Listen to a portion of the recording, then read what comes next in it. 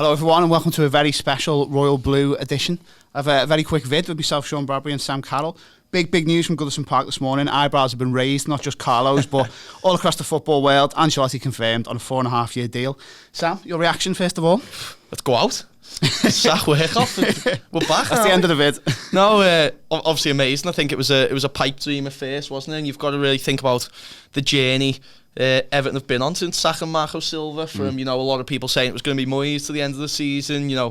Even after that Chelsea game, and there would still obviously have been support if we would have gave it to Dunk to the end of the season. But who would have said on that kind of dismal December day, hours after we'd been humiliated by Liverpool, the Carlo would be in the dugout next. Such an amazing appointment, the biggest appointment Everton have ever made, and probably one of the most excited it's the most excited I think Evertonians are now going to have been in a long time. And what would be your message to not the critics, but the naysayers who might have said, Arteta or a kind of manager a younger manager who could, potentially build a long-term project, someone at Everton to go in that direction, but they've gone for the serial winner, the man with a glittering array of trophies in his cabinet already.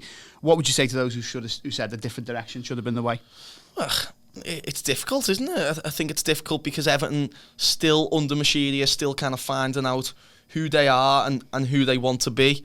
And you've still got to look and think of, when Manchester City first got their money and Liverpool and Tottenham over the years, they've all kind of made mistakes with managers and players as well. And hopefully this just kind of shows the ambition Farhad Moshiri has. He won't have been cheap in terms of his personal wages. He won't have came to work on a shoestring budget. And this kind of shows that maybe Moshiri has learned from his mistakes, and maybe that kind of project manager wasn't quite what Everton needed at the time, and Ancelotti now has got 4.5 years to hopefully take Everton back to where they want to be and where we need to be. That atmosphere today at Goodison is sure to be absolutely incendiary, but do you think this will now raise expectations of what Everton should be doing, and should they be shooting up the league under Carlo? It's not about raising expectations, it's about expectations being where they should be. Do you know what I mean? Everton shouldn't be a team a couple of points above the relegation zone.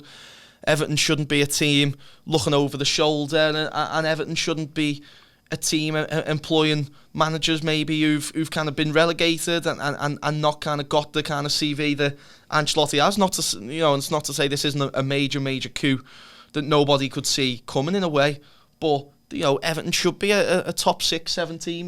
We've proved that over the years. We've got a massive history. No team in England has spent more time in the top flight than Everton. So it's not about dragging us back to scaling new heights. It's about being where we belong and really challenging the top 6 now. And lastly, just a quick word on Big Dunk, who's been interim manager for a couple of weeks and continues his last game in the dugout today against Arsenal.